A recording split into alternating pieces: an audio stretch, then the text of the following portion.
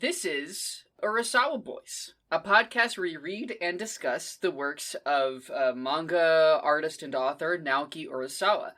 Right now, we're reading Monster, and Monster deals with a lot of dark and troubling topics and themes, so a list of content warnings is going to be available in the show notes. Thanks for listening.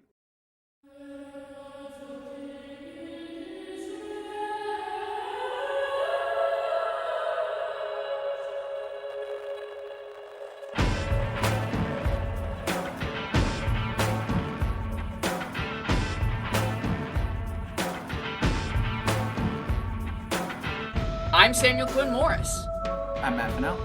Welcome back to Urasawa Boys, a podcast where we read and discuss the works of Naoki Urasawa, beginning with Monster. Today we are reading chapters 33 through 41, consisting of the first half of Perfect Edition, Volume 3, and the entirety of regular Tankobon, Volume 5, which, as mentioned last episode, is useless information to you, listener, because you don't have that tankobon, because they're impossible to get in the West.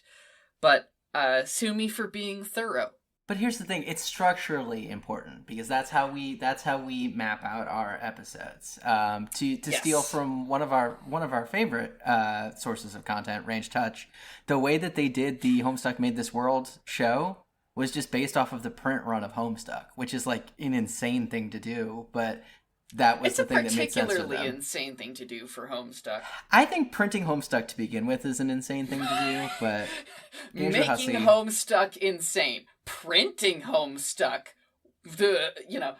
maybe the worst choice, actually. Oh, and here's another through line. I think Viz is the one who published those print editions. Viz. Why would you? Okay, we are about as off topic as we could possibly get. Thanks for coming to our podcast about Homestuck Made This World, the Range Touch Homestuck podcast. Returning to Urasawa Boys. Urasawa Boys. How are we feeling about this reading here, Matt? I really liked this reading, and I think I say that every time. But so I read the first arc of this reading immediately after we recorded episode 4. And was pretty cold on it. I can't quite pinpoint why. You say the first arc, how many chapters? The first 3 chapters, the Rudy stuff. So I read the Rudy chapters and was like, I don't know. I don't know if I'm feeling this. And then kind of set it aside. Was having trouble sleeping last night. So I took the book out and read through the whole reading and kind of took notes. And I think on a second reading, the Rudy stuff, maybe I was just in a better mood or something. I don't know. But I really liked every single chapter in tonight's reading. I think it's... Yeah. Every time what we read is different than what we read the time before. And I'm always surprised at the things that this story does. So, thumbs up on tonight's reading. Yeah, totally. It's, that's a good point. It really does feel like we're always getting something new going on. We've got new characters, we've got new situations, we've got new factors entering into the story. And I think the reason why we keep being able to say, I love this reading, is because each reading is better than the last reading, or maybe it's so fresh and so different that it feels better. I don't know. I listen back to our podcast, and sometimes I'm like, man, are we overly nice? I was thinking that too. Are we a little too nice to it? But dang, I like it. We're likers. It's fun to like things. It turns out. It's fun to like things. I'm gonna try to be meaner, but it's gonna be hard in this section. Fuck, man. Yeah, there's a lot of good stuff to talk about. I think this one is, well, I mean, last time I said it was a lot of plot, but we also found a lot of stuff to just kind of dig in on and analyze. And I think we'll probably be able, I mean, aside from, I think the last 2 chapters of this reading are really just plot. But the first 2 kind of episodes that comprise this reading, I think there's a lot for us to discuss in those. Because this one kind of functions as 3 separate stories, one that ends on a cliffhanger. And each one is doing something different. Yeah.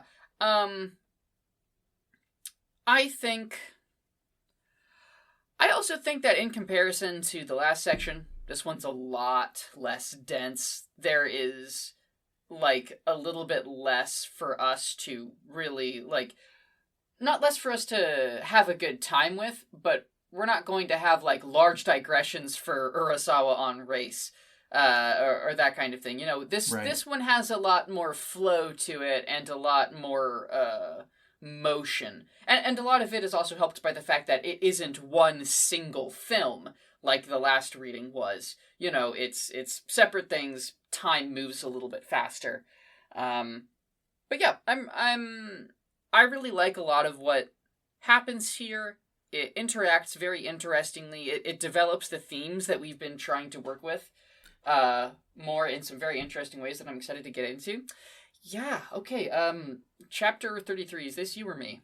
This one's you, because I did 5 spoonfuls of sugar at the end of last one. So 33 is you. Indeed, okay. We get an Urasawa open to a psychologist named Rudy, starts with a G, I can't remember. Rudy Gillen. I don't know if German has hard and soft G's. Whatever. Rudy Gillen. Let's gamble. Rudy Gillen is interviewing a serial killer. The serial killer tells him that one of his murders that doesn't fit his pattern was he was told to do it by a friend. Rudy dismisses this and says it's bullshit. Tenma shows up at Rudy's house and tells Rudy everything. Rudy doesn't fucking buy it. He thinks it's bullshit. And then he goes to the house of the woman that the serial killer killed. And that's it. Done. Yeah. This one's it's a lot of setup. But I do have some notes, and one of them springboards into something that I think we're going to be able to talk about for a little while. So I'm excited. The first note that I have is, Quinn, do you know who the serial killer that he's interviewing is? I do. Do you? Okay. I do. It looks like it's Edmund Kemper. Is how he's drawn. My best friend is a real true crime nut. So I showed it to her and she was like, "That's probably Ed Kemper." And then I described his crimes and she was like, "Yep."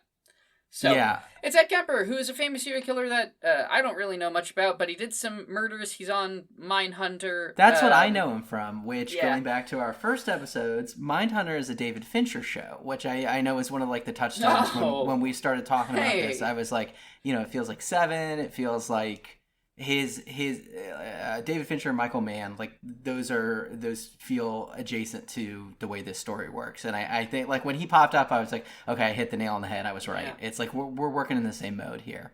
Yeah, birds of a feather there. That's interesting. That's a cool connection. I didn't know that David Fincher did Mindhunter. He did, and I think the reason that Edmund Kemper, like from reading, just the reason that he was as notable, or as like he had a big media presence, because like he was not shy about giving interviews, right, and just like talking to reporters, and he loved to talk, loved to hear himself talk, and I don't know if he had like if he was on the news a lot in the 90s or something that might lead Urasawa to be like, okay, I'm gonna draw my serial killer in this arc to look like this guy that like maybe I'm seeing in the news or stuff like that. Yeah, I think probably, and also the 80s and 90s are where like the serial killer as a pop culture phenomenon really took off. So I think that Urasawa is just kind of hanging out in there, and Ed Kemper has always been one of the more famous ones. But I expect you're right. It has to do with the news and everything. But it is interesting to see what Urasawa picks from the real world to drop into the story. So this is an Urasawa open. It's a good one too. Man, is it a good one. I think one of my other first notes is psychoanalysts rock. So I loved our listing of dudes rock. We need to make that a segment where we just what profession who's rocking? Who's rocking this week? This week it's psychoanalysts. That is a good segment. Who's rocking in Monster? I like that one. Yeah, this time it's Rudy. What do you know about psychoanalysis? Psychoanalysis is essentially a brand of psychology it's straight up Freud, right? And it is, I guess the short way of putting it is that it's what happens when a person with a whole lot of problems decides that that's actually how everyone works, and we should evaluate everyone's psychology uh, based on a framework that I designed by examining my own problems. And the result is some really absurd shit. And you just end up with a lot of very strange relations with the parents. I'm no expert, and I'm sure that some folks really cringed on that. But I think it's a decent way to put it. Yeah, my understanding of psychoanalysis has always kind of been, okay, like Freud was hugely influential and like a big pop culture thing as well, but like everything he wrote is almost pretty much useless by like our modern understanding of psychology and therapy. But he did get the ball rolling, which is something you have to say a lot about people who got the ball rolling. Right. But the other thing I know that has come up is, okay, psychoanalysis, not a good framework for evaluating people and problems. However, it can be a really interesting framework for looking at media and literature and like breaking things down that way. Yes. I think is like, going back to Range Touch again, like Michael Lutz and Cameron always talk about, we're psychoanalysts, we're doing literature this way. Like they look at it through that framework. So the reason I noted it, and again, this is like, hey, what was going on in the 90s? I was reminded of something I read about the kind of the later episodes of Neon Genesis Evangelion. The ones that get real kind of conceptual and weird and that most people don't like. What I had heard is those episodes changed. They became what they were because someone gave Hideaki Anno I think some books of Freud to read, like during the production of that anime. And he was like, okay, I'm going to take these things that I'm reading, these concepts, and like I also just drop read that them it ended up that way because they ran out of budget. That too, I think that was a big part of it. And like he was massively depressed, is like the other thing about the end of that show. There's so much to dig into. Multiple factors there. But yeah, I was so again, I was like, well, is there figuratively speaking, is there something in the water at this point in time where like Freud is having a comeback and people are like, oh, this is an interesting way to think about stories. Let's do it. Probably not. I don't think any more than usual. I mean, pop psychology is always a good time. Speaking of seeing patterns where there aren't any, my evil characters have closed mouths theory is shot. Rudy's mouth is closed. I noticed it. Yeah. Yep. Well, he opens his mouth, he shows his teeth like in contempt almost. Yeah, it's kind of like when he cracks his mouth open. Yeah. But in general, it just seems like it was an interesting theory, but Rudy does kick it. The serial killer mostly keeps his mouth closed, except for when he's throttling Rudy at the end of this chapter. The serial killer, I really love the glasses. I like that you can't see his eyes. Can't see his eyes. Mm-hmm. And that goes. That's mine. The eyes stuff. So lots of good eyes and mouth content in this first chapter. Yeah. Great reading for eyes and mouth fans. Ears fans, keep waiting. Your day will come. Yeah. So then Tenma and Rudy meet up.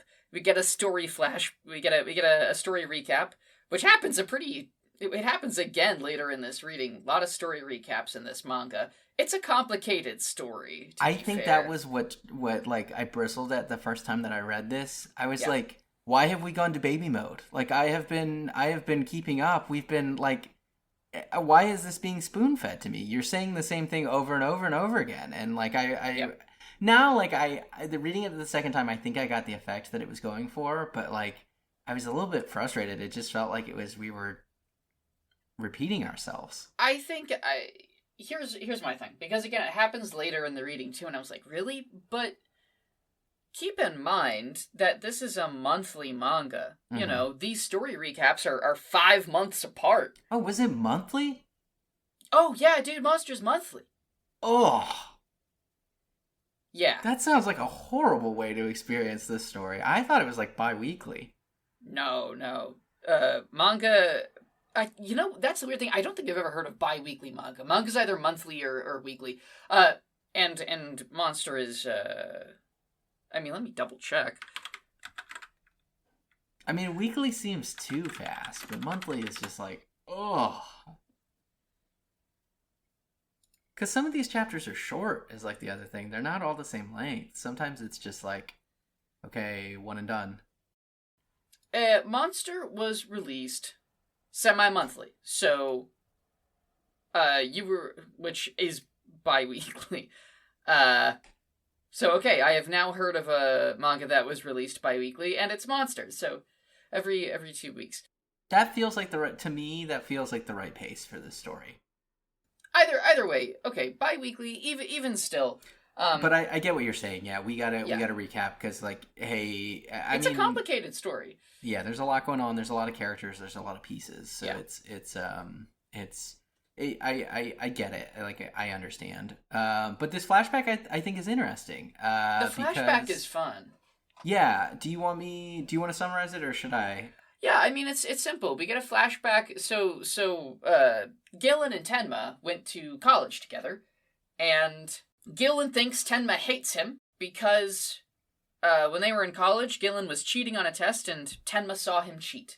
And from then on, believed that Tenma was looking at him with contempt. And I think when Rudy tells the story, I think it's really good because, like, he says, well, like, you always hated me, and Tenma makes a face and it's like, wait, what? Yeah, what are you talking he does make about? A very interesting face in that panel. And, like, I really wonder what he's thinking. He looks kind of confused. He almost looks disappointed a little bit. Yeah. Like, what? Yeah. And then later, it's also interesting because Rudy's talking to the serial killer and is saying some very cliche stuff about the psyche. And he's like, if you move just a few centimeters from the sane, well-adjusted person, you find a mountain of all this horrible stuff, which is very much like the psychoanalytic kind of structure of it. This idea that you have the persona that is in line with society's expectations, and just outside of that, there lie dragons, all of these horrible things, which is just again, a poor way of understanding people in general. So he's saying this to the serial killer, and the serial killer is like, stop. Like, this is empty bullshit. And then Rudy says, you're looking down on me, aren't you? I know contempt when I see it. And I think that's really fun, because those two things together in the same chapter, Rudy's just projecting. He's projecting like a motherfucker onto, apparently, anyone. Everyone. Yeah. He hates himself, so he thinks that everyone else hates him too. Yeah. Which is also funny because it's like, even coming to that conclusion is a very psychoanalytical structure. And I think it's fun that Urasawa wrote this psychoanalyst to be very easily psychoanalyzed by the reader. It almost feels too obvious. It kind of feels like Urasawa intended that to be like a game or a little joke or something like that. I don't know. It's interesting. Yeah, speaking of little jokes, I do think it's funny that the class that Rudy cheated in was, I think it was forensics. Forensics, yeah. Right? And like now he is a criminal psychologist, and Tenma regards him as an expert, right? Even having seen him cheat in this class. So I think that's very telling as well, right? That like that almost feels like another little joke, right? Like, well, this dude cheated in the class, and Tenma still thinks he's the expert, right? What was Tenma doing in forensics? I don't know. Medical forensics or something. Maybe it was an elective. Yeah, just learn about forensics in my free time. I think we should probably put a name on the hide things behind panel, or hide things behind pages move. Yeah, we got to come up with something cool. I've been considering Jack in the Box. Oh, that's fun. I like that. Yeah. A Jack in the Box panel or page. Yeah, we got a Jack in the Box in this chapter. Yeah, just saying it, I like it. We got a Jack in the Box in this chapter. During the argument with the serial killer, we get a shot of Rudy's eye wide, and then we turn the page, and he's getting strangled. Mm-hmm. by the serial killer. Man, and this dude's big. This guy's He's a big huge. dude. Oof. Yeah, because he stands up and then he's showing his teeth, right? And he's very showing scary. his teeth. Yeah. Ooh, man. And Rudy's kind of like, I can hit this button and call the police in like right away, but he doesn't, right? And I think the serial killer like comments on that, like, no, because Rudy's whole thing, like, we haven't really talked about it a lot, but the framing device is he is always recording tapes of the people that he's interviewing. His wife has left him. She said something like, you know, you're a collector, you snoop inside people's minds, but, you know, you're never really there. The deal that he cuts with the police when he doesn't believe Tenma is he wants to be able to continue to interview Tenma in prison so he can study him. So it's the serial killer takes advantage of this and like knows that Rudy's morbid curiosity is going to let him get away with this, I think. And this is like how he's going to get through to him, because he is trying to convince Rudy what Tenma has also said is that, you know, this monstrousness does exist, and it's not that simple kind of light and dark that Rudy likes to talk about. There's also something interesting in the fact that Rudy is asking the serial killer about his victims or whatever, and he is totally, serial killer is just not interested. He's like, ask me about my last victim. Because what the serial killer really wants to talk about is the monster, is the one, you know, and it feels like the killer is disturbed. He's bothered, you know, and it's like, what disturbs and bothers a dude who is a serial killer? Johan. Yeah. Quinn, it's time to talk about the split personality theory. Matt, take it away. We can't ignore it because it keeps coming up, right? It does. It keeps coming up. Characters keep talking about it. So, like, we have to think about this and figure out what it means, even if we think it's profoundly corny. And Rudy does say some stuff that kind of, that recontextualizes it, or at least gives us a moment to look at it in a new light. The first thing that I appreciate about, like, the discussion that him and Tenma have is he says, well, like, you know, technically what we refer to it as is dissociative identity disorder, right? Like, this is the clinical term for it. He talks kind of about what it means. Hang on, I'm going to jump to the page and read his, Yeah, I think having the text in front of us. Yeah. Clinically, split personality disorder is termed dissociative identity. Psychologists have only been researching the phenomenon for about 15 years. You believe the perp has one identity that commits these crimes and another that's trying to stop it. Is that right? And Tenma kind of confirms. And then it almost seems like Rudy is like, no, he's projecting this onto someone else. This is what's happening to Tenma, which is the conclusion that Lunga came to as well. So the notes that I have here, I have two that I wrote last night, and then one big revelation that I had this morning. The text harps on the idea that everyone has the capacity to be monstrous, right? And that's what Rudy says with the flashlight thing that you talked about earlier, right? Like, just outside the put together person, there's this swirling mass of evil. I think it's interesting that this is where the serial killer who believes in the monster, the serial killer is someone who has seen the monster and knows that it exists. He basically tells Rudy that this kind of rational explanation that you're trying to come up for it is bullshit, right? Like, it's not that simple, right? It's something I see what you. Oh, that's right. Oh, that's good. That's really good. Okay, so that's step number one, right? Okay, hold on. For the listeners that didn't quite put two and two together in the same way, let me just lay that out real quick. Basically, Rudy's flashlight metaphor of the put-together person and the evil outside, we can then extrapolate into the 90s conception of a split personality, where you have the rational person and then the serial killer personality on the other side. And the serial killer is saying that this distinction, and therefore the split personality theory, is bunk. Matt, continue. Okay, so thank you for kind of breaking that down, because I was having just trouble kind of getting it exactly out. So the next step, and this came to me this morning, one of the big things we talked about in the last episode was how the text keeps coming back to this idea of something terrible happened when the Berlin Wall came down, right? when this split between East and West Germany. God damn it. Duality. The Yeah. falseness of duality, bringing things together.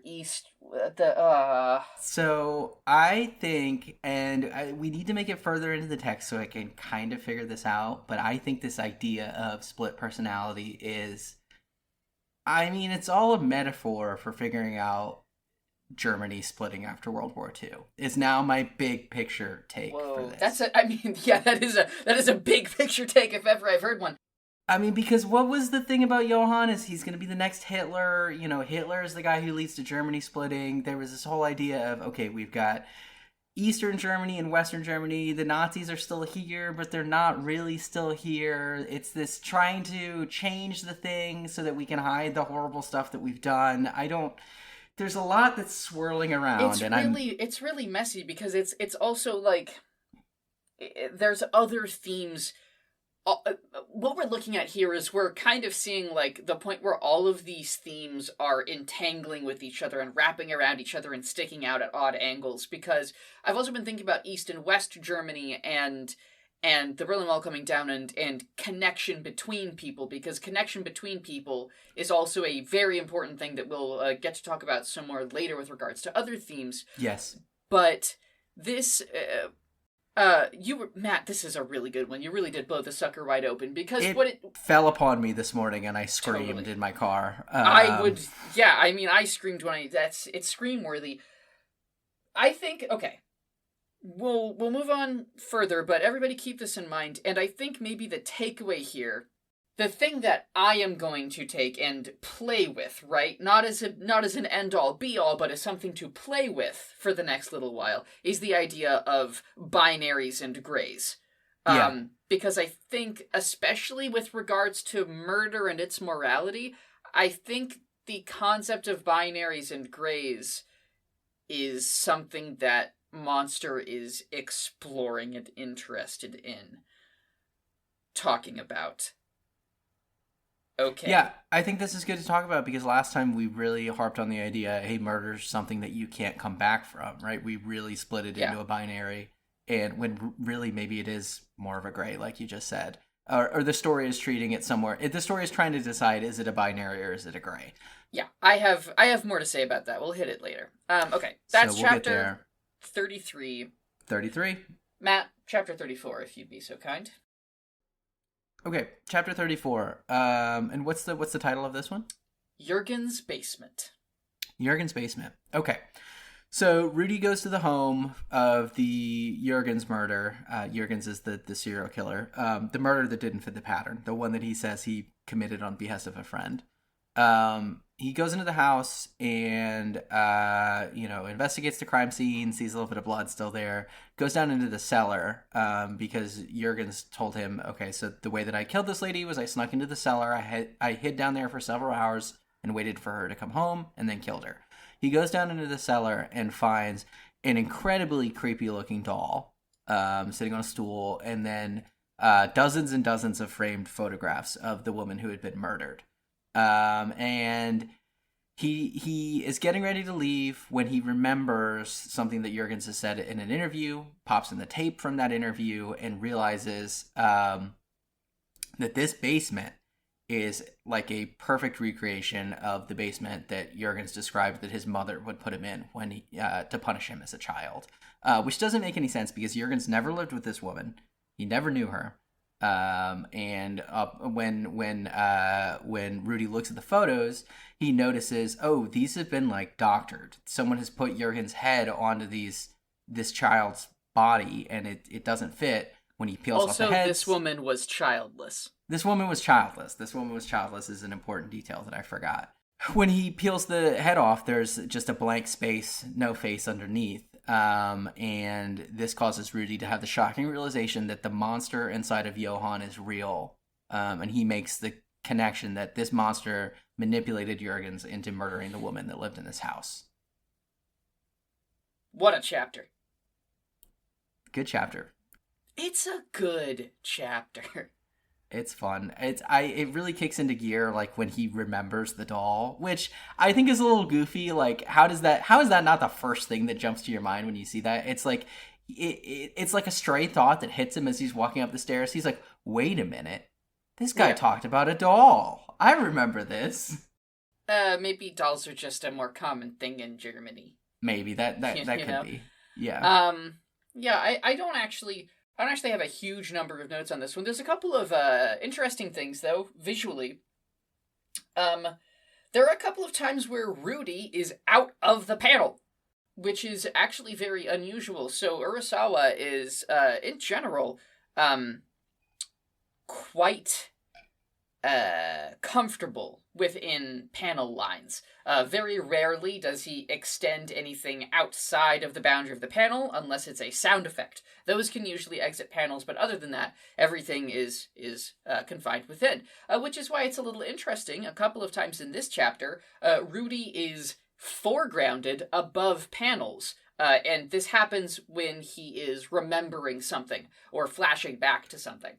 Oh, that's a neat effect. Yeah. It's a neat effect. It's very subtle, but it's in an otherwise formally quite strict manga. To me, it stands out a little bit. We have a Jack in the Box. He gasps when he's in the basement, and on the next page we see the doll, rendered in quite a bit of detail. I really like the shot of him standing on the stairs. With the flashlight pointed at the doll? No, when he's pausing as he's going back up. That one's good too. I like that one because you can really feel the pull back down. Something's wrong. Yeah, it's really good. I also don't have a ton of notes. I like the visual of no face for Johan. Like that fits into the, all the stuff that we know about him. He doesn't like people to see his face. But also I just think it's like a cool, like this pile of photographs with just a void where the face should be. I like that. I also wrote down the phrase, it was something that Jurgens had said about Johan and their friendship, is that Johan was quite the letter writer. Which I just think is like a fun little turn of phrase and like an interesting piece of characterization for Johan, right? It's like imagining him being pen pals with all these like serial killers. Well, it's another case of us knowing what Johan does, but not who Johan is. Mm-hmm. We keep learning concrete things he's done. He sent these letters. We don't know why. We don't know how much he meant. Was he being genuine? Was he just manipulating him? What was his goal? We don't really know, except of course to get Jurgens to do the murder. I also really, this sequence where the serial killer is confused. He's talking about how like when he got to the basement and it was a recreation of his childhood basement, how he got so freaked out and mixed up. He was like, was this woman actually my mother? Like, what did it mean? And just the idea of someone being so completely unmoored from reality by that. And, like, I just think that's the kind of thing that could happen to almost anyone, in a way. If you were given something that really looked like proof that something was yours or that you belonged somewhere or that something had happened in your life that didn't. It's gaslighting on a crazy scale. Yeah, well, it almost resonates with Wolf's monologue in the last part about like, how being alone, right? Like how because everyone who knew him is dead and gone, there is no way for anyone to actually believe he is who he is, right? It's like your sense of identity and so like Johan just revels in, I think, confusing and manipulating people's ideas about themselves. Ooh, oh, that's an interesting. Let's hang on to that. Yeah. Okay. That's pretty much everything for 34. Yeah, that's 34. So, 35. Let me see what the title of that one is. 35 is After the Carnival. Okay, yeah. After the Carnival is pretty simple and pretty quick. Rudy has at the beginning of last chapter, Rudy set up Tenma.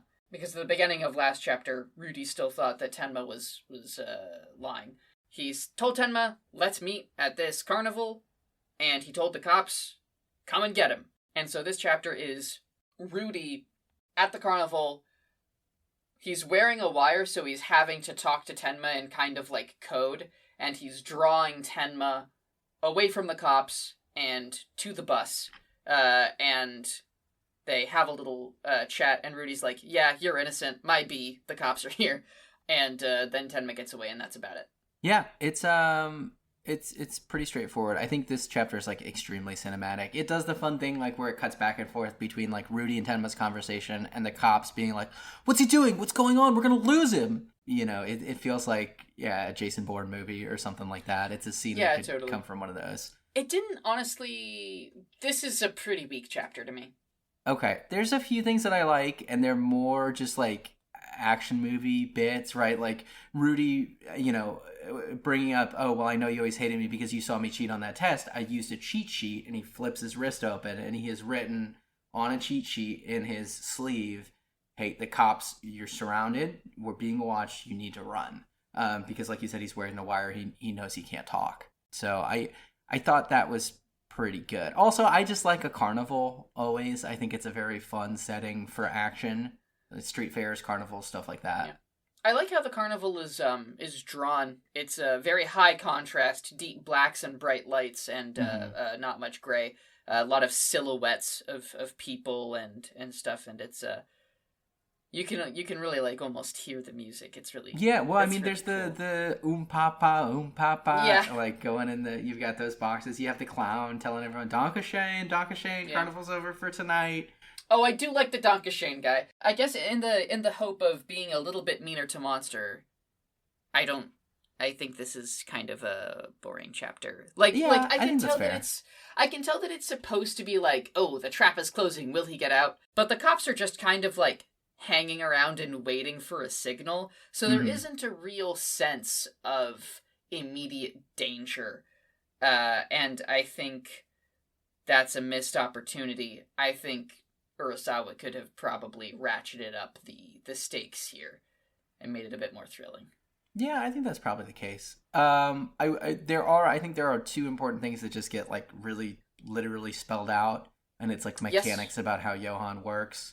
Rudy explains this to Tenma based on like, you know, his research. He says first, Johan has the ability to identify murderers. He can sniff them out, and he knows how to control them. And then second, he asks Tenma, he says, when did the murder stop? And Tenma says, well, I think about when he turned 17. And Rudy theorizes this is not because like Johan has grown out of the need for foster families to murder, which I can't remember if we mentioned it in the last part.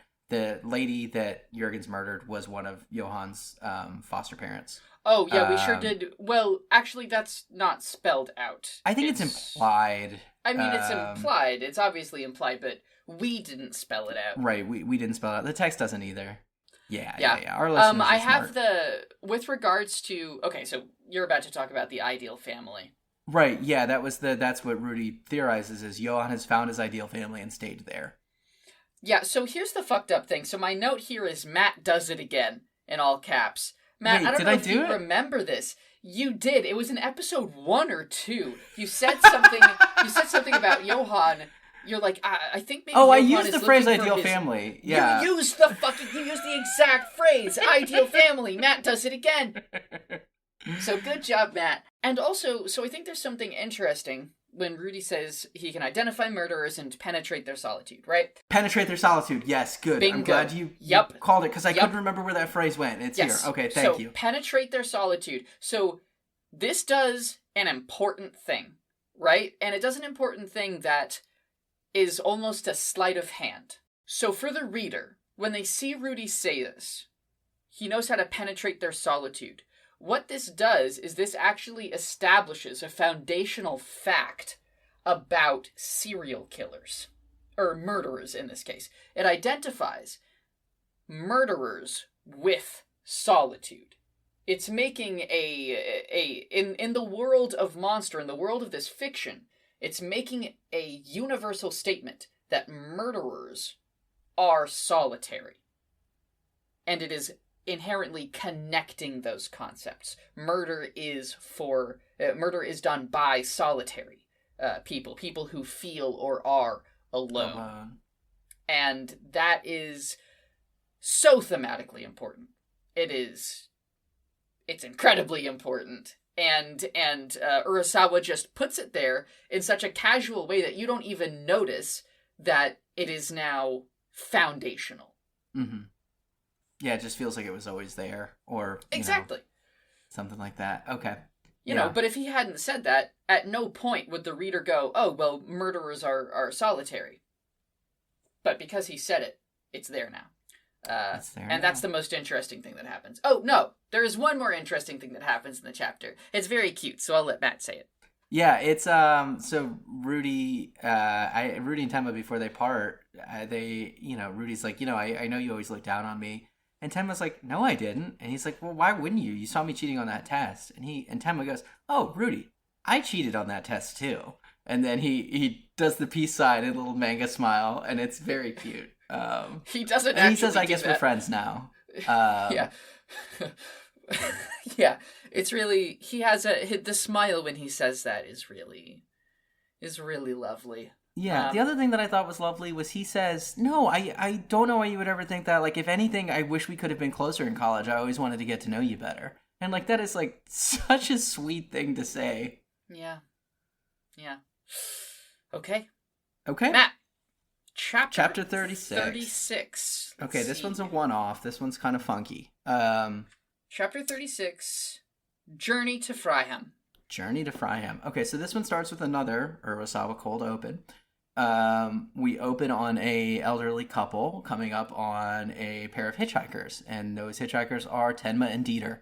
It turns out the couple is from England. They, there's a little bit where it's Tenma tries to speak to them in German, and then has to switch to English. There's some questions about, okay, why is this boy with you? You're clearly not his father because he's German, you're Japanese. But they, the couple agrees to take Tenma and Dieter to Fryham. And then the car immediately breaks down. A truck pulls up, Tenma and Dieter get in and leave, and the couple expects this is the last that they'll see of them. But Tenma and Dieter walk back with gas, and then the rest of the chapter is just this group kind of making their way to Fryham. It comes out that the husband is a retired police detective who prided himself on being able to spot criminals and just immediately tell when someone was a criminal. But he says that he's lost that ability and he had to quit the force. There's some tension as to whether or not he's going to turn Tenma in. They stop at a police station. Tenma gets really nervous. But then they leave without a problem. He doesn't explicitly say that he knows Tenma. But you can tell that he's kind of looking. Tenma gets the impression that this guy knows who I am. Yeah. Just from the fact that he was a police detective, stuff like that. That he was able to kind of determine Tenma was some sort of professional, maybe in the medical field, things like that. But he doesn't turn him in. They make a detour to stop at a castle that the couple says, oh, our son said if we were ever in the area, we should come admire the view from this castle because it's beautiful. They get to the top, they're looking at the view, and the couple reveals they are here in Germany because their son killed someone and is in prison, and they're here to visit him. And the father has quit the force because he was unable to tell that his son was a criminal, and he feels that he has, that's why he felt he lost it. If he couldn't, figure it out in his own family, he's useless on the force. The group splits, and then the husband and the wife talk, and he says, I knew that guy wasn't evil. I know he's wanted for these murders, but I don't think he's evil. I think he was a good person. He says, Tenma wasn't evil, and neither was our son. He was a criminal, but he wasn't evil. And the chapter ends with him saying he's ready to trust his instinct again. Kind of a nice little corny moment. Yeah, I thought this was fine.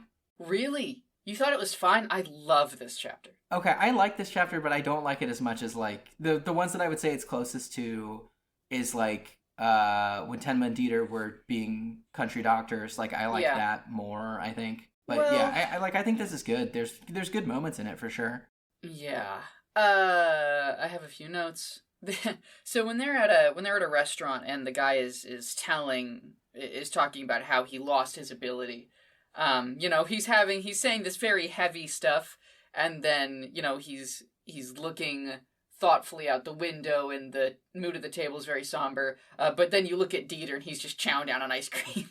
It's very cute. Yeah, I love that everyone loves Dieter, and the wife is like, "Do you Yeah. want more ice cream?" And Tenma's like, "He absolutely cannot have more ice cream." Yeah. Yeah, I think probably the last panel, the last page of the chapter is them standing in front of the prison, saying, "Let's go visit our son," and that honestly makes me tear up. I think it's really beautiful. It is. It is. I'll give you that. I wrote down this chapter as a tearjerker. For me, it was the castle sequence, like them walking up the steps and like the old man kind of like struggling to go up the steps. Like that one, I teared up a little bit reading it last night. So like, yeah, I think this works. Yeah, it's. I will go. It is fine plus and not just fine not plus. Just fine. Well, okay. I have one visual note about that last page. So the whole page is one panel. And so the left, right, and bottom, there's some gutter space between the panel and the page edge, right? But the top of the panel extends off the page. Oh. And Urasawa and all mangaka do this plenty. Panels extend off pages a lot, but this one feels very intentional, and it really it opens the top of the page up, and it makes it feel more expansive and really big. I mean, I think I've written down that as a very tall door. So I mean, there is that. It works. Yeah. Yeah. So anyway, minor visual note there. But so what interests me about this chapter, and I think why it is effective for me, is because of how well it ties into the themes and how it advances the exploration of the concepts that Monster is doing. Right. So our son did kill someone, but he is not evil. Mm. Right, so now we're in that gray area. And I do want to qualify, like, when I say that murder is something you can't come back from, I guess what I mean is it is something that changes you, no matter what. Mm-hmm. No matter what happens after you do a murder, your life is different. You are different. And I think that's true regardless. But this chapter is Urasawa telling the reader that murder is not equivalent to evil. Or even if it is not equivalent to a permanent condemnation of everything that person is and everything that person could be. Rosa's story also told us that as well. And so like it's another point on the graph, right, of the different ways that Monster is exploring murder. What it means to take a life, how you value life, and how you respond to it being taken away, or how you respond to taking it away yourself. Yeah, no, good call, good catch on that. I think that's good things to think about. The only other big notes I have, and I mean, they're not super big. The one note that I have is the Tenma-Dieter relationship is so fraught. It is like such a dangerous thing, right? Like, because it sticks out like a sore thumb. People are always like, what's going on here when they see the two of them together? And like, Tenma has taken on significantly more risk, like carrying this child around with him wherever he goes. But it seems to be it seems to have been the right call, I think, is the thing so far. The only other note I have is like, how big and rural is Germany in the 90s? Because we've had a couple times where they're just like driving through the countryside and it's like, nothing's around for miles and miles and miles. Which is just like, I guess growing up in the northeastern United States and like DC and metropolitan areas my whole life, it's just something that feels so out of place and out of time to me. Yeah, you gotta remember, the Eastern Seaboard has some of the worst sprawl of anywhere. Yeah. Most other places in the world have better urbanization techniques. Europe really does have a decent amount of countryside. Probably in the 90s it was more likely that you would end up with a gas station like nowhere nearby, but yeah, it's realistic. Yeah, it's fairly I'm sure it is. It feels really quaint in a way that like I like. I think is the thing. Yeah. All right. Okay. Chapter 37. 37. A happy holiday. Ooh. We cut to Nice in southern France. Mueller, the other detective, that the other police detective that was on Johan's payroll, who killed Nina's parents, we're focusing on him now. He's got a wife and a kid and a very nice house set up for him by the mob. He's going to have a little art business. He's got a whole life set up, but he is haunted by his murders of the Fortners. And he has a detective that he's hired to look into what happened to his old partner on the force, Messner, and to look into essentially who is controlling his life, is how he puts it. Because it kind of just feels like after he did those murders for Johan, everything fell into his lap. Why? He doesn't understand. And it's scaring him. And the chapter ends with him finding his detective dead and Nina showing up and saying, "Hey dude, your bodyguard just killed this guy. Come with me if you want to live." Hell yeah. Yeah, this one is set up, but I think it's cool. I didn't realize right away who this was, and so when he meets with the French detective and it reveals this is the other guy, I was like, oh, okay, that's cool. Because like after Messner was reintroduced to the story back during the baby arc, like it was kind of like waiting for the other shoe to drop. Like, okay, what happened to the other guy? Like, where is that dude? So like I like that, you know, I feel like we've waited the perfect amount of time and now we check in with that guy. Like we're tying up that thread a little bit is what it feels like. And I really appreciated, you know, we talked earlier in the last arc about like exposition to catch people up. I really appreciated the catch up exposition from the French detective in this one. Like I thought this was like, okay, perfect. This time it works. Like maybe it was just I had forgotten these plot points and not the other ones. That's interesting because I like this one less. Okay. The first one, I feel like I was more able to skip over. I was able to identify it as being stuff I already knew. But this one, I felt more like, well, maybe there's something I don't know in here. And that was kind of annoying. But, yeah. Okay, my first note here, it's Quinn's Bar Corner. Ooh. Oh, yeah. We got a little What segment. Are they drinking? They're drinking a nice cold Moscow Mule. Unfortunately, they're doing it wrong. Yeah, it's a clear glass. I noticed that. Exactly. So a Moscow Mule, friends. A Moscow Mule consists of vodka, ginger beer, and lime juice. But, crucially, it is supposed to be served in a copper mug. And these are not served in a copper mug. And the story goes that in Los Angeles, there were 3 salesmen that went to a bar, one of which was selling, I believe, the brand was Cock and Bull, ginger beer. There was a dude from Russia trying to sell Smirnoff vodka, and there was a dude trying to sell copper mugs. And they all ended up at the bar together, and they were bitching about business, and then they decided to put everything together, and voila, the Moscow Mule was born. Definitely one of those fun, apocryphal cocktail stories, although I think it's one that has a tiny bit more veracity than some, but it still seems pretty far-fetched to me. They're good drinks. They're simple drinks. You can do a lot off of the basis of a Moscow Mule. I mean, it's, vodka, ginger beer, and lime. It's hard to fuck up. Okay, so really, I think kind of the interesting thing about here that we're exploring with Mueller, right? What does murder do to you? What does killing someone, how does that impact a person? And I think that's kind of what we're exploring here with this dude. Like seeing the quote-unquote ghosts of the people he killed. Mm-hmm. Because, yeah, like on paper, everything has worked out for him. Like he has the fairy tale ending, right? Like he's got a beautiful wife that he loves, a stepson who like gives him grief, but like seems to love him. Like there's a little bit where it's like, he won't call him Papa, he just calls him Pops.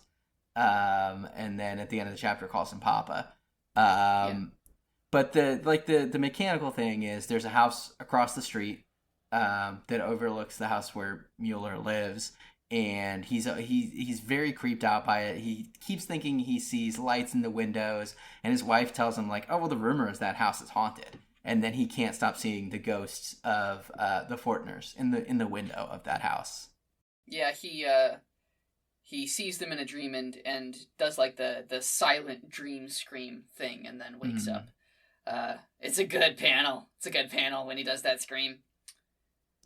Hey, this is probably just a coincidence, but I did think it was interesting that, like, the Fortners have almost the same faces as the British couple from the last chapter. I think that's just a limited number of old people faces. Yeah, I'm positive that's what it is, but, like, I did think it was at least interesting. I don't really have Oh, much else. I have one more note. There's like Mueller and his bodyguard Roberto have kind of like a back and forth at one point where they're playing chess. And they're like having banter, and Roberto's like, "Oh, you know me. I'm just, a loyal servant. I'll let you beat me at chess. Ha ha ha." But he says at one point, he's like, "Maybe, you may want to reconsider your next move." And Mueller pauses, and there's like the spine tingle, and he says, like, "Wait, what?" And then Roberto kind of plays it off like, "Oh no, I was just trying to keep you from beating me here at chess." So there's like this hint that like spider senses are going off that something's wrong, and like I think that's a fun little moment. Yeah, Roberto. Roberto. Can't wait to talk about Roberto. Was there something else? Oh yeah. One thing that is important is that we learn why Mueller did the murder and how he ended up on the payroll. That's important. Yeah. So, him and Messner were involved in reselling confiscated drugs, and then someone from Johann's cadre called them and said, "Hey, we're blackmailing you, idiot. Kill these nice people." And they did it. And then they got paid. They didn't even know they were going to get paid. They just didn't want to get caught for drugging. So, there you go. Yeah, and at the end of the chapter, we see the dead detective. Urasawa drawing dead people is so good. His dead bodies are so convincing and fucked up. And then we see Nina, and we're like, "Oh fuck! Was it Nina? Did Nina kill him?" No, it's fine. She didn't. It's cool. That's chapter 37. That's chapter 37. Chapter 38 is entitled Revenge at Gunpoint. So, chapter 38 opens right where we left off. Nina and Mueller escape from the bodyguard, Roberto, and they grab the detective's notes on the Mueller and Messner case. They take his briefcases, they run out. They split up for a second. Mueller thinks he's going to get away by himself. He jumps into his sports car. Nina's in there. She's got him at gunpoint, and she's basically like, "She's got a gun! You thought I was going to let you get away, you idiot." And they speed away and are driving along some seaside cliffs. And Mueller is like immediately trying to make excuses for himself about like why he had to kill Nina's parents. Like, I didn't have a choice. Like, you don't understand. I was being blackmailed. I didn't have a choice. I think that's the thing he keeps saying. Yeah. Nina will have none of this. She makes him pull over on like a very conveniently placed seaside cliff that's like beautiful imagery, right? She's holding him at gunpoint on the seaside cliff and just like shouting at him, right? Like screaming at him, like you're telling him he's a piece of garbage for killing her parents. And the thing she keeps saying over and over again about her parents is like, they loved me. They truly loved me. Like, they weren't my real parents, but they loved me. They were wonderful people, and you killed them. And for what? And she's holding him at gunpoint, and she's going to kill him. And then he starts kind of blubbering about his wife and his stepson. And he says, "Now I understand what it means to be killed." There's like, he explains his backstory a little bit, and then they crack open the detective's files. And they learn that Messner, so previously what had been assumed was Messner like overdosed because he was a junkie. And what they learn is he didn't overdose. He was killed by someone from Dusseldorf. Like, they sent someone in to clean up because he was too much of a liability. And then the chapter ends with Nina and Mueller getting a call on the car phone from Roberto, who basically makes a threat against Mueller's family and says, "You should come back with those files." Yeah. Yep. Cool. Any notes? Any notes to start off?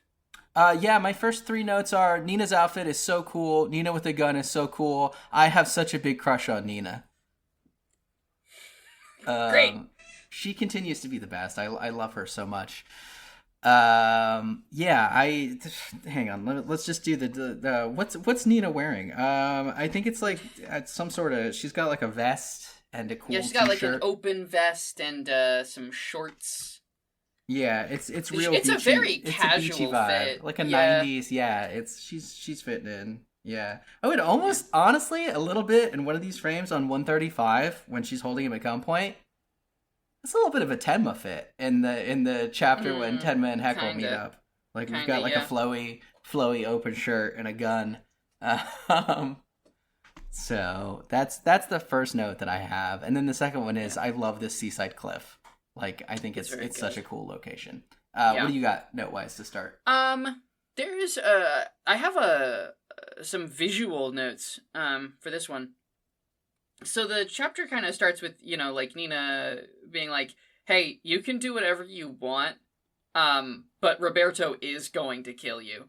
And one thing that I really think is cool is that at the top of one of the pages is there's a few panels. There's like a really close-up shot of Roberto drinking water, and then a shot of his hand putting the glass down on the counter, and then a close-up shot of his feet crossing the threshold between rooms. And it's so, like, perfect. It's super Fincher, right? Like, it's super Fincher. Yeah. It's just, like, slow, like, tick, tick, tick. I think it's really cool. And then he climbs the stairs, and we see Mueller getting progressively more freaked out as you hear the footsteps of Roberto climbing the stairs. I just think it's a cool sequence. It's very tense. He's super menacing. Yeah, it's really neat. Roberto... I have this note in the next chapter, but Roberto is a truly threatening character in a really rare way. Like, you can have characters that you know are a threat, where you're like, yeah, this guy will probably do something bad in the plot. But Roberto is cold as ice. He is cold as fucking ice. Mm-hmm. Does he open his mouth? Are we back to not opening mouth, evil, freaky people? He opens his mouth. The theory is shot. I don't want to talk about it anymore. Okay. I won't bring it up. I thought it was a good theory. So it's, it's... Yeah. Okay. Here's something else that I think is interesting visually. Which is that, I can't believe I didn't notice this before, but Urasawa, his panel size is super varied, right? There will be times when he can fit a larger panel into a space. He has room on the page, but he doesn't do it. He'll have a short panel in between two long panels. He'll have a square panel in between two rectangles, or he'll just leave dead space and dead area. And I don't really know why, other than to give the layout room to breathe and to vary it up, but I just think it's not a common thing to see in layout. Generally speaking, an artist will take the space they are given and use pretty much every inch up to the edge of the page. And Urasawa doesn't do that. He never does that. There's always space. And I just think that's cool. I don't think there's any deep analysis to do there, but it's just, if you're interested in this kind of thing, it's something to keep an eye on. Yeah, I'm looking at page 138. Oh, that's where I am. Oh, yeah. So, and the thing that I was going to bring up is, like, yeah, we see, so at the top of this page, it's like, it's a panel that's short and leaves some white space. Like, we see this a lot in moments of kind of high tension, and zooms, I think, sometimes are usually accompanied with it, and, I think it's like you said, I mean, it's a subtle thing that maybe you don't notice, but I think adds to the effect. I really like this page. I like the zoom on Nina, like, moving kind of diagonally to the right down the page, like we're tracing almost a line as we move further in on the face. Oh, that's really good. I missed that. I like it a lot. The other thing, and this is more just like a goofy thing, I really like the panel of her with the binoculars. I think it's funny looking a little bit. It's another image macro. Mm-hmm. Oh, like if we have a Discord server, like that's an emoji for sure. It's an emote for sure. Yeah. A couple more notes. When Mueller is like, "What choice did we have?" and Nina's like, "What choice?" There's a great panel of her with the static screen tone in the background. Oh man. Bottom right. Yeah. Page 134. Mm-hmm. And you can really, especially with her face and gritted teeth, and you can just feel the absolute rage pouring out of her. Oh, okay. I've got a couple other things. I've been talking a lot. Matt, tell me you have something else to say about this chapter. I don't need this chapter to be the Quinn show. Yeah, I mean, I wrote down. I think his backstory is a little bit saccharine, but like it's saccharine in a way that I like. I mean, this is the end of this is. I love cafe scenes like this, right? Like there's the one that jumps to Cafe? mind. Oh yeah, where like so his whole backstory is like when he got set up by the mob, his job was just he had to dress up like a businessman and go sit at this cafe every day Oh, and right. like wait to be contacted, right? And like what he says is every day there was a mom, like a single mom and a kid that would walk by. And it just always made him happy that he would see these two people walking by. He says something like, they were the only decent people I'd see all day. Yeah. And then finally, he introduces himself, and then that's how he, meets his wife, stuff like that. But I like this setup for a scene. I've seen it in... Well, I mean, I know this is how Tinker Tailor Soldier Spy starts, is with a cafe scene like this. I know that this is how the third Dark Knight movie, the Nolan one, like that's how it ends, right? Is like the idea that Alfred always hopes maybe he'd see Batman in a cafe, like with a wife or something like that. There's something. It's like a happy place thing. I think like the fantasy of being at a European cafe and eating coffee cake and drinking coffee and just being happy. Yeah. So I think it's a little bit saccharine, like I said, but I also think it's interesting. It's sweet. It's saccharine, but I think the interesting thing about it is that it is a saccharine life and a saccharine story for a man who doesn't fucking deserve it. No. And that's what interests me about it, is that this guy is telling this cute little love story to the girl whose parents he killed in cold blood. And I think she says, like, before he starts telling it, she is like, "How dare you?" Like, yeah. she is outraged that he would He even... invokes his family to her. Jesus. However, there's a really important thing here. He says, so this is what it means to be killed. I have people I don't want to lose now. Before, he could kill alone. because he was alone. Ooh.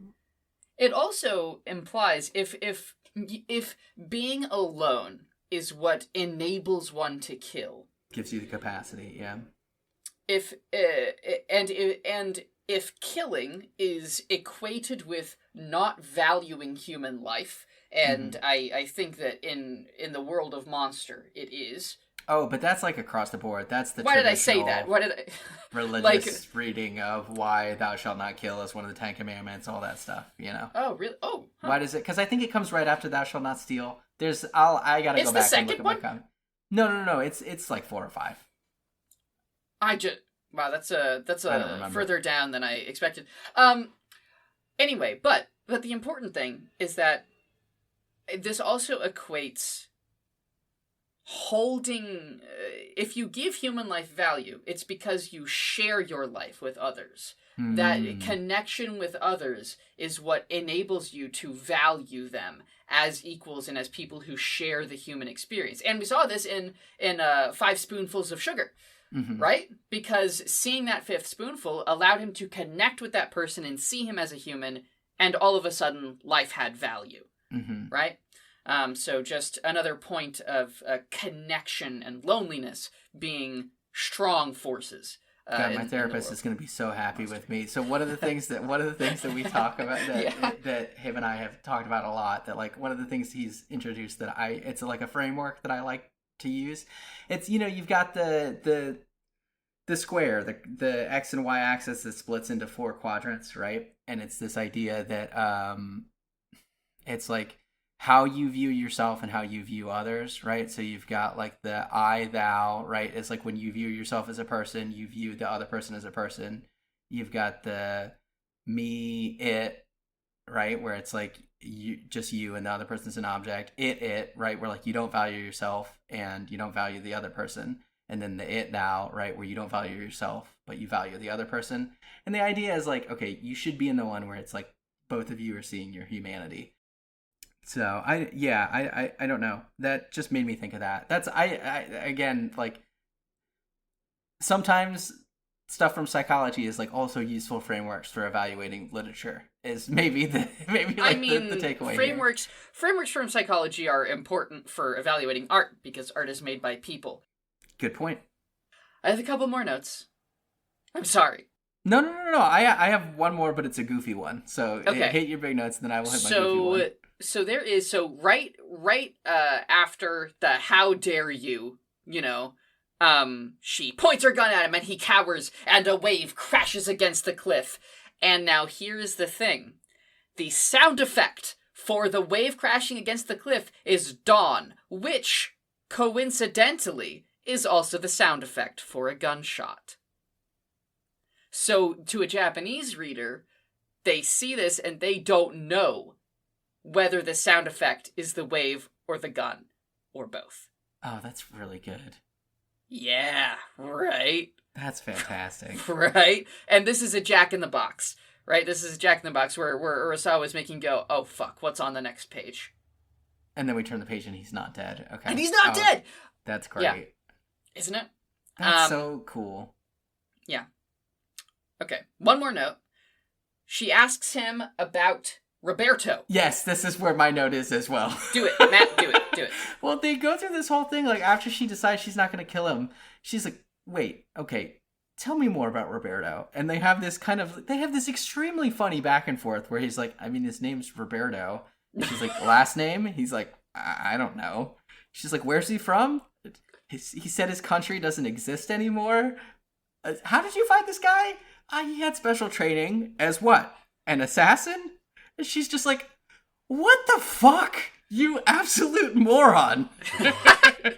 That's really funny that you read it humorously, because I didn't. Oh no, it continues into the next chapter. Like, yeah. There's a line in the next chapter where like I actually laughed out loud. It's another Roberto fact that gets dropped. Roberto facts. Roberto facts. New segment. Matt, do you know what country Roberto is from? Probably East Germany would be my guess. That's Germany. Like what jumped. His country to mind. no longer exists. Mm-hmm. It was eradicated. It doesn't exist anymore. East Germany. Okay. Man, lots to talk about in chapter 38 there. All right. Chapter 39. This one's me, isn't it? That one's you. Yeah. Oh, we gotta say the name of this chapter. The name of this one's important. Chapter 39. A Brighter Tomorrow. Never a good sign. Nina takes Mueller back to his house, and his wife and kid are fine. They're fine. Everything's fine. The detective's body has been cleaned up. Roberto takes the files from Mueller and says, you can live happily with your wife and child. Just stop looking into everything and it'll be okay. Have a nice life. And he makes plans to go fishing with his kid the next day, which is a bad idea. Never make plans to go fishing in a thriller. And then we cut to a warehouse where Roberto and some goons have Nina, and Roberto's like, yeah, you've got to die, because you're trying to kill Johann, and she's gonna get got, and then Mueller shows up and takes out some of the goons, and but there's one goon left, and he fires and Nina fires at the same time, and then we cut to a car on the road, and Nina's driving, and Mueller is bleeding out in the passenger seat, and it's very sad. And that's chapter 40, A Brighter Tomorrow.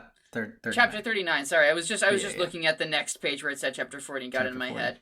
Chapter 39.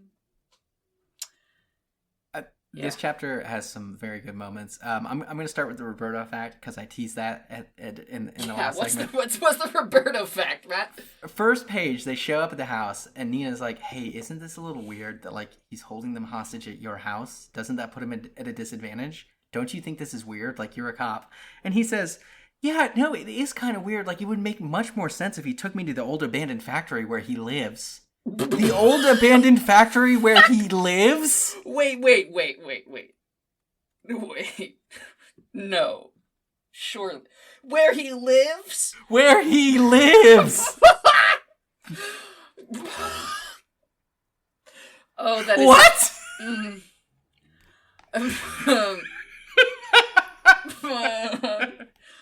Roberto just playing to type, I guess. It's so funny. It's so good. Roberto, no last name, lives in an abandoned factory, trained as an assassin. Jesus. He's my friend. What a guy. He's my friend. He's my trusted friend. He's my bodyguard. He's great. Oh, He's Roberto, Roberto. he's super chill. Yeah. Oh, man. Oh my gosh. Lives Oh, at that cracked me up. Factory. I want to make a dating profile for this guy. Oh, Christ. Man. Dudes will Moron really behavior. live in an abandoned factory and say there's no problem. But yeah, holy shit. I don't have a lot of notes for this chapter. Again, Roberto's super threatening. It's really threatening when he's like, what is he? He says specifically, "You want to live happily ever after with Barbara and Fritz. Well, that's just fine. That's just fine." It's fucking scary.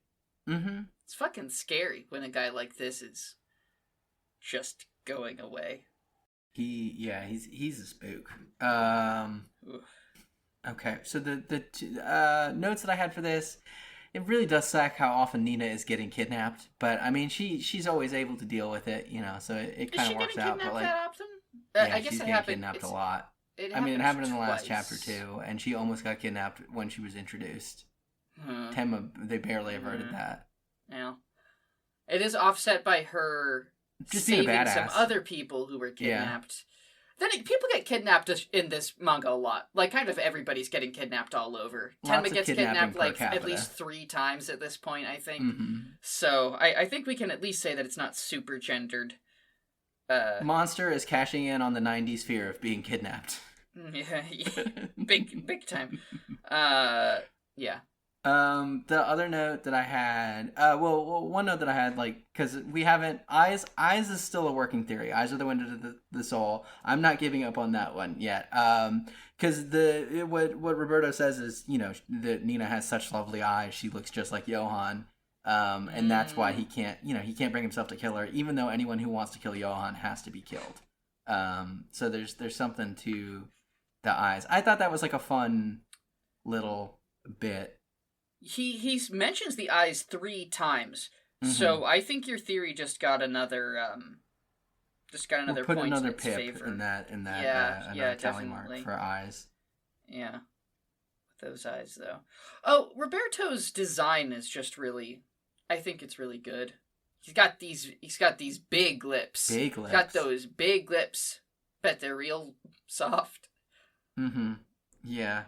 And his eyes are always kind of like, he's always, I mean, not like squinting, but, it's not like looks he's bored. eyes wide They're open. half Yeah, closed, he's kind of, he's doing other stuff. He can't be bothered. I guess it's kind of like the effect that it has, along with his kind of permanent small smile or smirk, is just a dude who is supremely confident and an apex predator almost. Oh, that's something good. that can handle anything. He just has this air that he can handle anything. He's got a big nose, got little eyebrows, got thinning hair. I think he's fun. I think he's fun to look at. He's cool. I'm on page 164. There's a really cool panel that I think I skimmed over initially. It's when he says, "What beautiful eyes you have," for like the first time. And it's him and the 3 other goons, just kind of standing as Nina sits, and they're like kind of menacingly standing over her. I think that's a pretty cool panel. It is. I like that it's silent. I like that it's just them hanging out in Roberto's house. In his home. This is his living room, I imagine. It is a good panel. I like the light coming in through the windows. Mm-hmm. It's got a cool vibe to it. A panel earlier that also caught my eye is when Roberto walks away from Mueller, and Mueller is silhouetted in front of a window, and he looks so powerless and helpless, and his body language is just really, really well done there. Yeah, that's a good one. Isn't that a good panel? I think that panel's awesome. I skimmed over that one, yeah, because it's an easy one to miss. Like he's defeated. Yeah, he's slouched. Yeah, he's defeated. Really just like the house is really forward. well rendered. A lot of hatching, a lot of lines, a lot of detail. Mm-hmm. I think it's a really important panel. Roberto also brings up the ideal family. He says that Johan is collecting a tremendous sum of money with his ideal family, and he's going to go find him. So yeah, Nina's like, hey, what's Johan doing with that? And Roberto's like, no, you're gonna die, so... It's time to die. Time to die. And then Mueller shows up and does a few murders in self-defense, which I think... I don't know. There is an interesting question here. Which is, at the end of this altercation, right? One of the goons fires, and Nina fires, and then we cut. Did Nina kill that guy? I think she did. I think she did. It's kind of weird to cut away from... It's kind of weird to cut away from that, though, considering the weight that ending a life has in Monster, but I think because it's in self-defense explicitly, that doesn't really factor into the moral calculus. Yeah, this is Nathan Drake killing 100 pirates on the way to... yeah, I mean... yeah. It's unavoidable. I think it's weak. I think it's weird that it's not addressed. Maybe it's addressed later. Maybe she feels guilt about it later. I know that several characters like do some little therapy sessions. Mm-hmm. So maybe she discusses it. I hope she does, because it seems like a waste for a manga so occupied with killing to gloss over just throw the first time she ends a life. Yeah. Maybe she just like wounded him more. Or maybe she missed. Maybe. It feels like an unnecessary, like, damn, he's still alive. Like, because he sits up and takes a shot, right? And it's like, that doesn't really feel like we needed well, he that. He did take a shot to the gut. It's probably already a fatal shot. Oh, yeah, that dude's dead. Yeah, totally. Yeah. But anyway, so the end of this chapter. Oh, one very quick note on the gunfight. This is like a mechanical thing. Nina had given Mueller her gun, and there's like a brief conversation where they say where she says hey, you've only got 4 shots. And in that fight, he uses all 4 shots, right? It's like, I went back and counted them. It's like one of those perfect, it's that competence porn, that Michael Mann, I am efficient, bam, bam, bam, bam. It's, you love to see it. Dudes rock. Absolutely. But, sorry, back to the close of this one. It's another Urasawa knife twister. Yeah. Nina goes, we're almost there. Mueller's like, tomorrow I'm supposed to take him fishing. I hope it's sunny. And Nina says, I'm sure it will be. It's really good. They're driving off into the sunset. He's bleeding out. He's either going to die or he's going to turn himself in, right? It's like there's 2 options. He's going to die. He's not going fishing. I don't know. I had written down that maybe he's going to turn himself in. He's going to die. I don't know if he's going to die. I mean, he's probably going to die. You see how his lips have those little lines? Yeah, he don't look good. Yeah. One last thing. Nina's face on this last page is so conflicted. Maybe it's just because we know, we can guess how she's feeling, but to me, this face is feeling so many different things. So, it just sorrow, this person's dying, but he needed to stay alive so I could turn him in for killing my fucking parents, but he has a family, but he saved my life. Oh my god, it's complicated, and I just feel like you can see that. You can see that on her face here. Well, I wrote down that this reminds me, and I've brought this comic up before because it's one of my favorite single issues of American Cape Comics. It's one of the issues of the Denny O'Neil run of The Question that you and I read, I think, on stream one time before we started this podcast. Where that issue ends. Was a while ago. It was a long time ago. It was back in September. that issue ends with a horrible, like, racist dude taking a bullet for Vic Sage, the Question. And as he dies in his arms, Vic Sage has this kind of like last monologue, like, why did it have to be you? Why did you have to be the hero? Why couldn't it have been literally anyone else? Like, I hate you. Why did you do this for me? And I when we talked about that initially, we had said like, Denny O'Neil, like, even in the 80s, like, he really, that feels old fashioned and like kind of goofy in a way. And I mentioned earlier when we were talking about how rural and empty can Germany be, how it felt a little bit quaint. But I think the thing is, like, sometimes that works. Like, so there's a reason to play the classics. Like, this is totally a good solid end to an episode of TV. Like a crime comic story, whatever. Like, I think Urasawa knows when to play the classics. Yeah. I really like her response, right? Because I think it fits in with that ambivalence, right? Like, she's not like telling him like, hey, everything's going to be okay. She is giving, that is like the most neutral response to something like when I'm mad at someone and they ask me if I can do something, I say, sure, it is the least amount of effort to still do the right thing, I think, right? Like, she hates that she has to say this to him. And maybe she doesn't. I don't know. Maybe I'm reading it wrong, but I'm sure it will be. Like, it's a good line to end on. There's a million different ways you can read that. Yeah, and the panel is them driving on this cliffside in the ocean in the sunset, and oof. Yeah. I want to go back to the title of this chapter real quick, A Brighter Tomorrow, because that is the thing that that's Tenma's rebuff to what Hartman has told Dieter, right? Like, the world is black as night, tomorrow's black as night. Day. Yeah, and Tenma tells Dieter tomorrow's going to be a good day, tomorrow will be, a brighter day. It's not, I don't think it's word for word the same thing, but like it reminds me of that thing, right? And it's that idea that tomorrow's going to be a brighter, which I think is another theme of this comic, right? It's like, yes, tomorrow's going to be a brighter day. Yeah. So, yeah, I made the mistake of, I was paying attention during the ending credits of the first episode of the anime yesterday, and it seems like there's a phrase that gets used a little bit later on about hope. So I'm not going to bring that up because I don't think it's relevant to us yet. But sure. It's definitely a theme of the comic to think about. Yeah. Whew. Chapter 40. Is this you? This one's me. Yeah, even numbers are me. So the title of this chapter is Lunge's Prediction. We're in the Lunge zone. Yeah. Okay. The murder of a wealthy couple draws attention as another link in the chain of Johann's killings. A reporter confirms the connection with Lunga, and Lunga sets to work visiting the scene of the crime and stepping through the murder. He tells a neighbor that Tenma wasn't the murderer, but shows her a picture of Tenma and says, if this man shows up, let me know.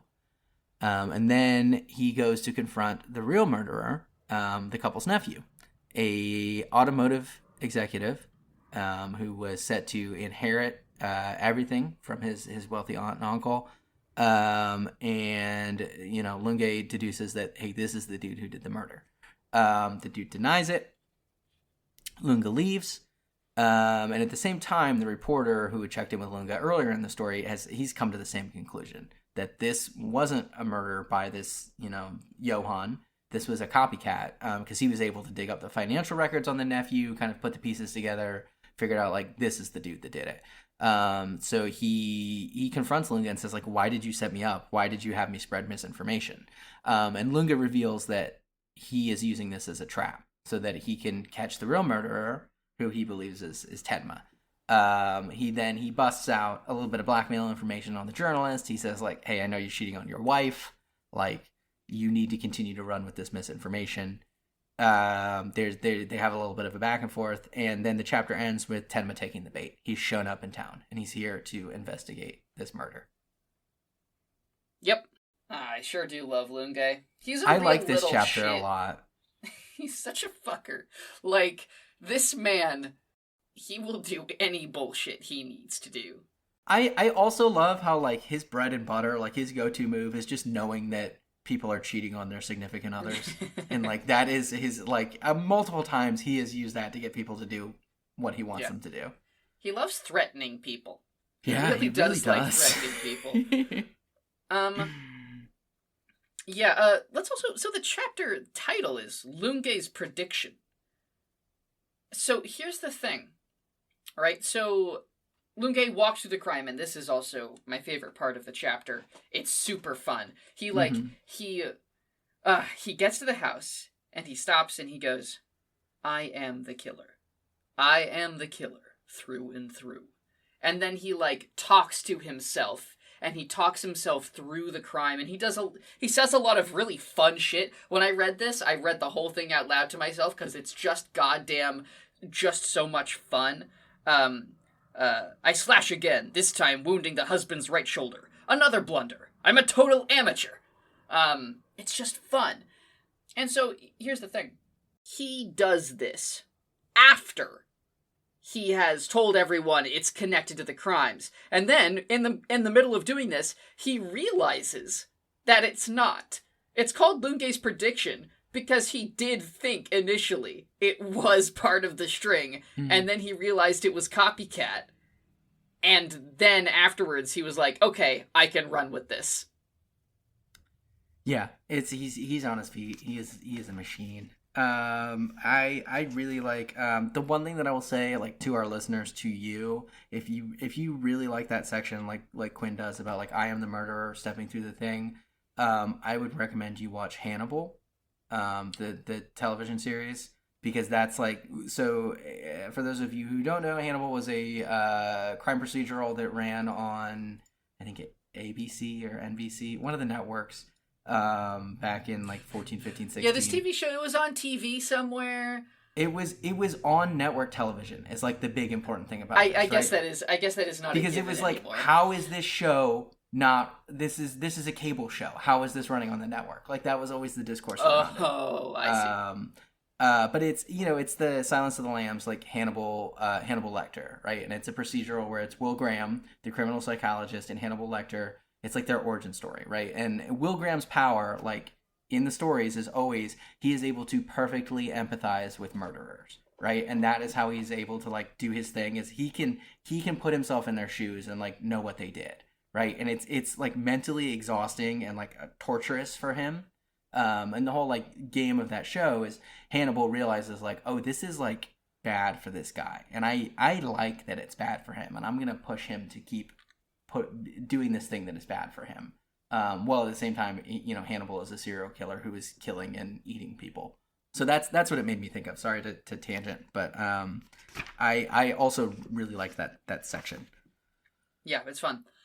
Let's see. Yeah, he's plotting. It's fun. He goes to the woman next door, and he talks to her a bit. And there is just a funny thing where he says, well, she sounds like a wonderful woman. I'm sure she'll be missed. And he is trying to make a human facial expression, but it's not going very well. And I just think it's funny how inauthentic he looks when he's doing it. Mm-hmm. He almost looks like he's making fun of her. Yeah, a little bit. Yeah, man, that is a face. The head cocked a little bit to the side. Yeah, he's it's hard to say what emotion he's even trying to do. It's pretty good. The other thing I like in this section with the neighbor is when they talk about, how he says, the lady says, oh, she always waved and smiled and waved at me when I would say hi to her in the garden. And he says, she heard you when you said hi? She's hard of hearing. She can't hear. That was in the coroner's report. Then the lady says, oh, well, she must have just then kept it really private and, pretended that she could hear me. I think that's a really fun, Columbo, or, we've both been watching Poker Face. It's a fun detail from one of those shows. It's a good mystery story. This Absolutely. Is how I cracked the case open. Yeah, and you can and that detail. None of the neighbors knew that she was hard of hearing. Yeah, only close family. Yeah, exactly. And so that's where Lunka goes. Oh, okay, it wasn't Tenma. It was the nephew. The other thing that he knows it wasn't Tenma was the mirror. The emotion that comes back in the next. It's the chapter. emotion, and then it's I love that, right? Like that we have this frame, and like spoiler, we're jumping forward to the next chapter a little bit. We get this same frame, right? Where it's in this one, it's Lunga pausing in front of the mirror, and the next one, it's Tenma pausing in front of the mirror. I like that the comic doesn't immediately tell us what this means, right? And like we're left to sit with it. I think the note that I put was like, the reading difficulty of this chapter has jumped up from previous ones. Yeah, that's a good way of putting it. Yeah, it's what's the zygotic? No, that's not it. Ergotic. Yeah, it's kind of an ergotic moment. Ergotic literature being literature that demands something of the audience in order to derive full pleasure from it. Dark Souls, for example, is ergotic literature because you need to have some level of concrete skill in order to experience more of the game. And so in this sense, Lunga pausing in front of the mirror and the implications of that pause not being explained is kind of an ergotic moment. And you could also say that maybe the parlor detective genre, as Agatha Christie did it, that's ergotic, right? That's a game. If you want to know more, you could probably listen to Game Studies Study Buddies for Range another Range Touch. Touch product. Yeah. So anyway, there you go. And then he goes and he just checks in on the nephew and confirms his theory, and basically is all but tells the nephew, "I know you did it, but I don't care." You know, he says, "I've got bigger fish to fry." Mm-hmm. Yeah, and he threatens the journalist, and Tenma shows up, and that's chapter 40. Chapter 40. Okay, last chapter for this last panel in chapter 40. Tenma looks so cute. Oh, he does. Yeah, he's a soft boy. He doesn't have any stubble. Yeah, he's a soft boy. He's got his little sleeves rolled up. His shirt's kind of loose. I'd take this boy on a date. I'd buy him a milkshake and a burger. Oh, he needs a milkshake. That's what I'm saying. This boy, milkshake required. All right, chapter 41. This is me. Chapter 41, Lunge's trick. Sorry, I just wanted to say that. It's Lunge's trap, in point of fact. Tenma has stopped at the neighborhood lady's house to ask her for some information, and she has reported it to Lunge. Lunge all but accuses the nephew of doing it, and then leaves abruptly. Tenma does a crime scene investigation, realizes Johan didn't do it. Lunge explains that Johan didn't do it, really spells it out for the nephew that the nephew definitely did it, but the police won't catch him, so whatever. And then Lunge shows up at the house where Tenma is, and very menacingly and slowly chases Tenma, or follows Tenma through the house, and is about to catch Tenma when he's stabbed by who? The nephew, out of fucking nowhere. End of chapter. Yeah, it's good. I didn't see that one coming. I did not see that stab. Yeah, right? Is that a Jack in the Box? No, it is a Jack in the Box. No, it is, because who stabbed him is a Jack in the Box. Yeah, who stabbed him. And that's the panel after he stabbed is great. Like, Lunga has the guy by the coat and is like holding him up, and they are like both, they both look terrible. It is. Yeah, the teeth come out. You know it's real in an Urasawa manga when the teeth show up. People are gritting their teeth. Yeah, the nephew's gritting from stabbing, Tenma's gritting from jumping out a window, and Lunga is gritting from being stabbed. He's being stabbed so hard, dude. It's really good. That one got me. I was like, oh, okay. Because when he got stabbed, I was like, who stabbed him? Because usually in those ones, like, when like Mueller showed up, and when people just start getting shot, I was like, okay, it's probably Mueller. And then in this one, like I said, no clue who was behind that page. Very fun. Big fan. Yeah, totally. You have any notes for this chapter? I wrote I think Tenma and the neighbor, when talking about the murdered couple, the Yops, she says that they were wonderful people. I think that wording gets thrown around a lot for these people that are being murdered, is that they were wonderful. It might just be like a vocabulary thing. I don't really know if it means anything, but that word, because Nina described her parents the same way. They were wonderful people. So I wrote that down. Keep an eye out for me. Yeah. I think it's fun that Tenma is able to do the same walking through the murder bit, but he does it from like a slightly... Does he do it from the same angle, or does he do it from like a more medical angle? I don't know for sure. He Is it the same? He does the same thing. It's more or less the same, but it's less thorough. He can't do the same level of reconstruction of the event that Lunga can.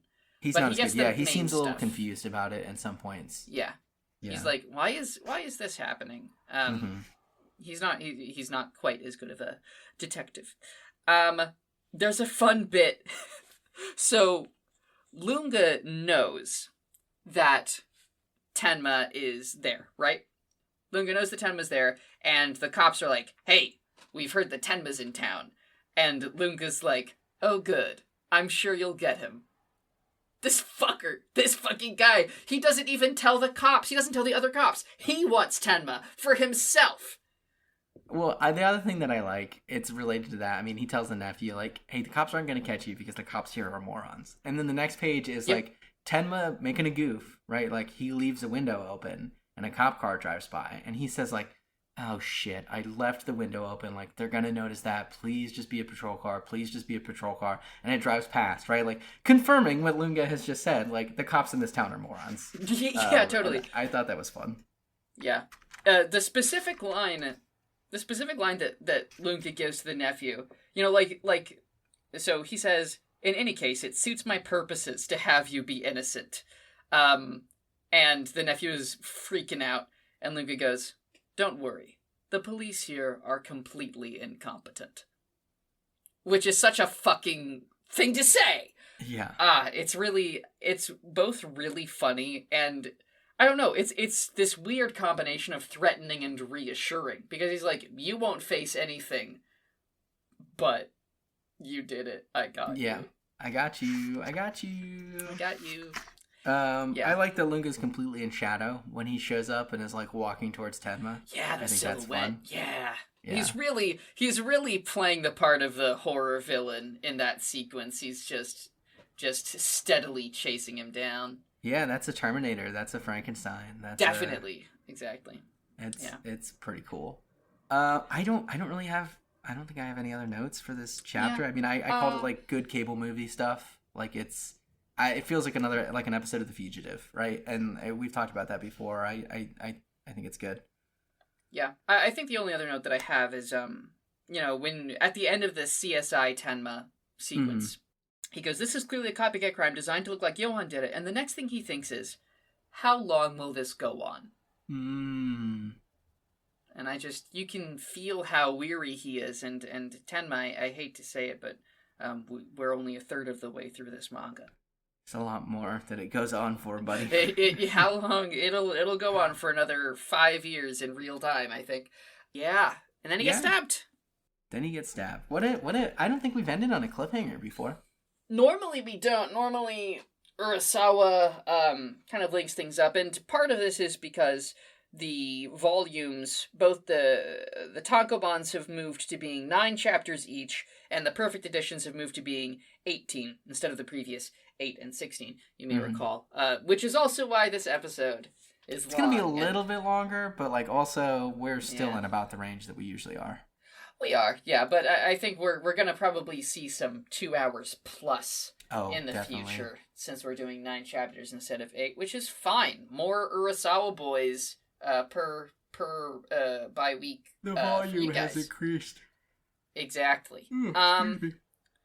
Yeah, do we want to do... We forgot our segments last time. We had so much to talk about. I did not write out my segments for last time. It's fine. We'll just skip them. We'll skip last time segments. They're gone. We can just do we want to rattle them off? Do you want to just rattle them off real quick? Like not even go into them. Just rattle them. For this time? Oh, for last time. Okay. Yeah, you go first, and then I'll call mine. Okay. Favorite Tenma lecturing the baby from the ground during torture. Johan doesn't subscribe to your petty racist agenda. Oh, that's good. Favorite Tenma is him getting hit by a car in front of the bar. Yeah, hell yeah. Okay, favorite favorite named character. It's just gotta be Dieter drinking the drink in the bar. That's such a fun moment. I like Heckle being shocked at how expensive a real Turkish rug is. Yeah. And unnamed character or side character. I really like it when I like General Wolf. I guess technically Johann via flashback. I guess it's just a really good moment when Johann goes, "You'll know soon enough." Mm-hmm. "You'll know soon enough" freaks me out. I like when Heckle and Dieter are worried that Nazis might kidnap them, and then a guy turns around and has a big old swastika on his shoulder. Yeah, then the Nazi just shows up. Yeah. Okay, so that's for last reading. So if any readers remember last reading well enough, good for you. Good job. You did it. For this reading, then, my favorite Tenma moment, I was cheating too. Me too. That was mine. Yeah. It's really... And, you know, like, we've talked about past Tenma moments of mine that I've liked are ones that show who he's becoming. And I like this one because it shows who he really wants to be. You know, who he is at his core is he was cheating too, you know, a very human thing. And yet here he is on this quest to do a murder. Murder quest. Murder quest. Murder quest 1995. I cheated too was mine as well. The note that I made was Tenma isn't in this reading as much as he is in some of the other ones, and I think that's interesting. No. It's just because we get those 3 Nina chapters, so he's just in a little bit less. Because like when I was going through trying to think what are Tenma moments, that was like the only big one that jumped to mind. I mean, there's others, but like that was the biggest one. It is the big one. You're right. Favorite named or side character moment. Hope it's sunny. Damn it, that's mine too. We're 2 for 2 on this. Yeah. I mean, look, I think the high points of this one are very high, so it's like we're grabbing them as they come. Totally. Hope it's sunny. That is it for me. Just a very, I mean, like we talked it to death when we were doing it there, but like we cannot overstate. Like, look, if you're not reading along, just go look at that panel, that page, because like it's a good one. Man, if you're not reading, I understand if you're not. I don't judge you. Like, but mostly, I just hope that we're doing a good enough job that someone could listen to this podcast without reading along. It doesn't seem likely to me. I don't think we are. I'm grimacing and shaking my head no for those listening. I wouldn't bet on it. I wouldn't bet on it. I didn't go to school for this. Yeah, right. Favorite side character moment?